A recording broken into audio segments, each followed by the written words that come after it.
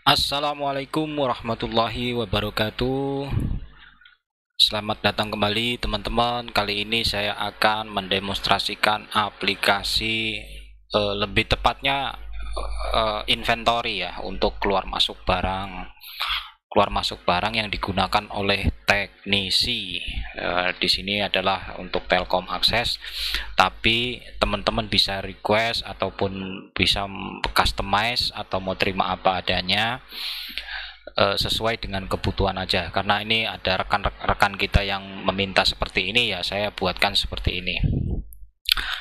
Oke, lanjut teman-teman. Di sini kita punya cuma satu level akses, yaitu hanya administrator, karena ini adalah sifatnya inventory barang yang digunakan oleh teknisi. Oke, lanjut, langsung kita login saja. Login default yaitu admin, admin, kita login. Oke, tampilannya merah meriah. Oke, di sini ada data user. Nah, oke, jadi ada menu utama, yaitu ada file, transfer, dan laporan. Yaitu file itu adalah data-data master, transaksi adalah untuk keluar masuk barang. Nah, di sini ada laporan dan logout. Oke, langsung kita ke data master. Di sini ada data user yang kita bisa tambahkan sendiri apa user apa yang mau kita gunakan. Nah, kebetulan di sini levelnya cuma satu, jadi hanya untuk admin aja, dan usernya ya cuma satu. Ya bisa banyak sih sebetulnya, bisa banyak, tapi ya levelnya cuma hanya sebagai administrator. Tapi rekan-rekan kalau mau ada request, silakan kontak di deskripsi. Nomor telepon saya mau misalnya dirubah, misalnya ada levelnya, misalnya gitu, boleh, silakan. Nah, ini saya nggak perlu demokan untuk bagian input atau editnya, karena lebih mudahnya saya demokan di bagian yang lain, tapi prinsipnya akan sama. Oke, lanjut ke tahap kategori barang. Nah, di sini ada jenis atau kategori barang. Nah, lihat di sini teman-teman langsung muncul kodenya, yaitu kode auto dari sistem ini sendiri. Nah, ini untuk tampilan sendiri bisa resize ya. Nah, ini bisa di resize, bisa dikecilin, bisa dibesarin. Kodenya otomatis auto dari sistem. Nih, misalnya kita mau input. Nah, ini sistem inputnya edit dan hapus akan sama dengan form-form yang lainnya ya teman-teman. Jadi kita buat sekarang editnya input dulu, misalnya jenis barangnya adalah kunci misalnya gitu ya. Kita buat kunci karena ini alat-alat aja biar lebih jelas. Kita simpan. Nah, ini untuk keterangan bisa kosong atau tidak ya. Bisa diisi, boleh, mau tidak juga nggak apa-apa. Kita simpan kuncinya. Nah, ini masuk kunci biar lebih gampang, ini lebar. Ini kunci masuk. Lalu kalau misalnya edit bagaimana? Kita tinggal pilih barang yang mana yang mau kita edit. Misalnya kunci tadi, kita klik kunci. Misalnya, nah otomatis di sini simpannya terdisable, yang tersisa adalah edit dan hapus dan kembali. Misalnya kayak kuncinya kita buat edit 1, 2, 3, atau kita kasih keterangan. Lalu kita klik edit. Oke, langsung masuk ke sini ya teman-teman ya. Langsung masuk teman. Nah, kalau mau hapus bagaimana? Kita tinggal klik lagi, kita hapus saja. Oke, langsung hilang. Anggaplah kita tambah ini ya, nggak apa-apa ya. Kita masukkan lagi untuk contoh berikutnya.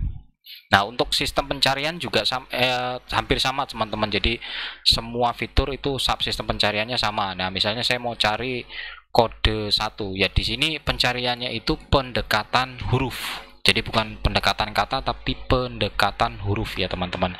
Misalnya maaf. Misalnya di sini ada 1456, saya mau cari yang kode nomor 5, 005. Saya ketik 5 aja itu sudah cukup untuk mencarinya. Gitu ya. Nah, ini langsung, lalu kemudian saya mau cari router misalnya kayak. Saya klik IR aja, ER ya aja sudah muncul. Jadi pendekatan huruf. Oke, lanjut kita ke menu lain. Di sini ada data barang. Nah, data barang di sini kodenya sama, nama barang sama, SN. Nah, ini kebetulan karena requestnya harus ada serial number ya, ini ya. Nah, ini jenis barangnya yang kita masukkan tadi. Nah, di sini kita tadi kan karena input kunci, muncul di sini kunci. Sistem inputnya, editnya, hapusnya sama. Jadi semua sama, dan di sini kebetulan ada stok ya. Di sini ada stok stok si apa namanya barang itu sendiri. Lalu kemudian ada data supplier. Nah, ini data supplier. Kita bisa lihat. Nah, ini suppliernya sama, kita sistem inputnya juga sama. Oke, kita lanjut lagi, kita ke data teknisi. Nah, data teknisi adalah data yang menggunakan si barang tadi, gitu. Kalau penjualan adalah customernya lah, istilahnya begitu. Nah, ini karena kebetulan ini untuk kebutuhan internal, jadi yang menggunakan adalah internal dari usaha itu sendiri, yaitu teknisi. Dalam hal ini ya, gitu. Oke, lanjut kita ke transaksi. Nah, di sini ada transaksi barang masuk. Nah, ini kebetulan ada data yang sudah saya input di tahun 2020 ada, 2019 ada. Jaraknya jauh sekali saya. Ada 2019, ada 2020. Nah, sekarang kita input yang 2021 berarti ya. Oke, karena ini program sudah lama ya, teman-teman. Oke, di sini saat penerimaan barang, kita klik penerimaan barang masuk. Nah, ini data awalnya. Lalu kalau kita mau tambah barang, kita klik tambah di sini. Nomornya adalah nomor otomatis atau auto, tanggalnya juga tanggal auto hari ini, ngambil dari komputer, tanggal komputer ya. Tapi bisa dirubah juga. Kita kalau mau rubah tinggal klik aja pilih yang mana. Nah, saya mau pakai tanggal sekarang aja. Suppliernya adalah supplier yang kita input tadi atau di data masternya. Nah, ini kita tinggal pilih. Nah, ini masuk. Nah, nomor referensi itu apa? Nah, kadang-kadang kalau kita nerima barang itu kan perlu ada nyatet nomor PO atau nomor DO-nya, untuk nomor surat jalannya, segala macam ya. Kita misalnya kasih nomor referensi 01 aja. Yang menyetujui misalnya Rudi, pengirimnya siapa, misalnya Gunawan, penerima Arif, misalnya gitu ya. Ini keterangan boleh misalnya barang oke 100%, misalnya gitu ya. Nah, ini kita input barangnya. Nah, ini nama barangnya apa. Nah, di sini ada kabel barang tadi yang ada ya. Kita ngambil router B310 misalnya ya. Saya tambahkan di sini 15. Nah, ini otomatis nanti akan ngupdate bagian stok ya, teman-teman. Ini saya simpan. Nah, masuk. Nah, misalnya saya mau tambah lagi di bagian kabelan. Nah, ini kabelan itu stoknya ada 13 ya, saya buat 2 biar jadi 15 ya, teman-teman.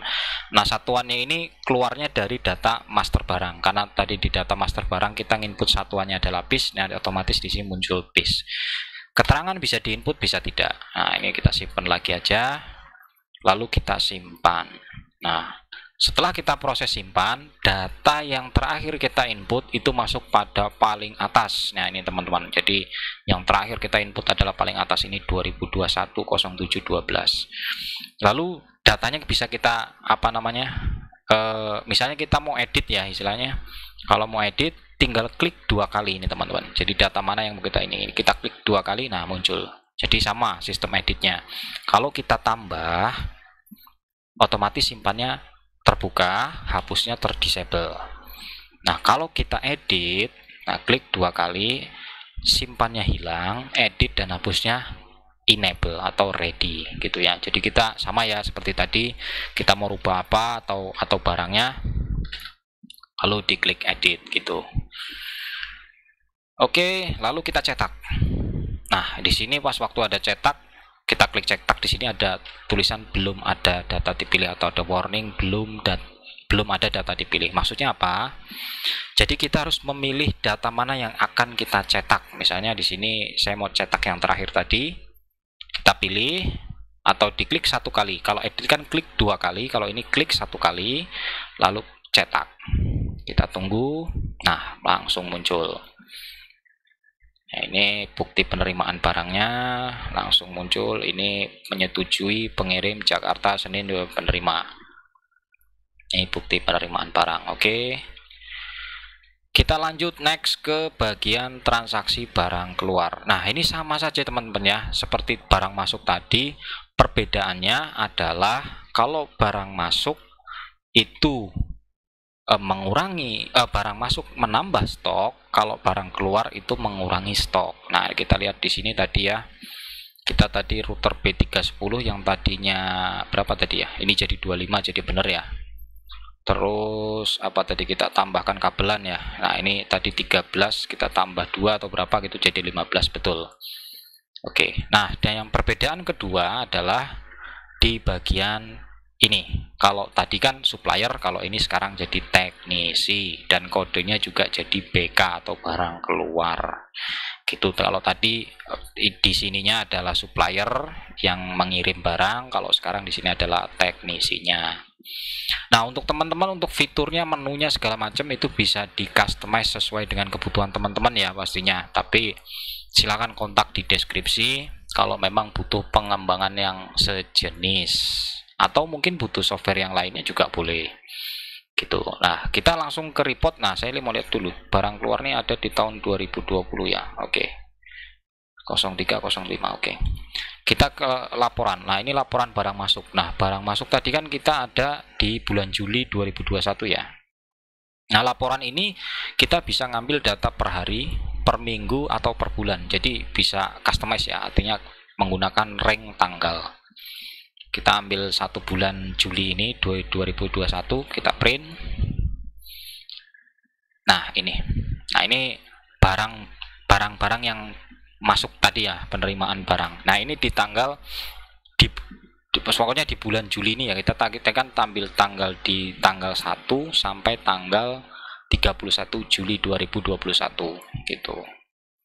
Oke, ini tampilannya. Dan tampilan laporan barang keluar sama, tapi tadi kalau nggak salah di 2020 ya. Coba deh kita 2020, kita ambil Januari berarti ya. Nah, di sini 2020 kita ambil di Desember biar kena semua ya. Kita print. Nah, ini keluar semua. Oke, teman-teman. Nah, ini barang keluarnya, dan di sini ada laporan data barang. Laporan data barang yang saat ini, atau juga bisa dikatakan stoknya, stok saat ini. Di sini juga ada laporan data teknisi. Oke teman-teman, mungkin cukup sekian. Semoga bermanfaat. Kalau teman-teman masih ada pertanyaan, silahkan kontak di nomor yang ada di deskripsi atau melalui komen sini ya. Dan jangan lupa subscribe channel ini agar terus upload source code yang terbaru. Assalamualaikum warahmatullahi wabarakatuh.